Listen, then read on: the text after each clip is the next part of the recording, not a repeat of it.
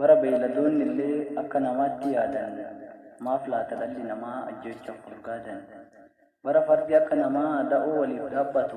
du'aattuu wal mararu dhala namaa jedhamuun warri isa yaabbatu maaf jiraa wal dararu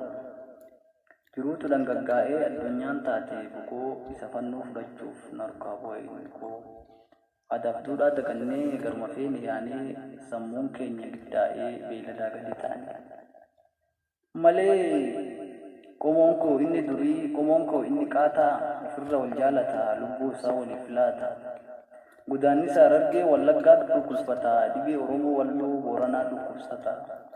dhimmi Arsiif Baalee kan hidhuu fi Jimmaa kallattii afraniinuu Oromoo hundaaf dhimma waa'ee Oromoo Shawaa Baddalleetu baafata gumaa Oromoo Gujii Matakkaltu baafata malee akka har'aa kana galee gandaaf bootitti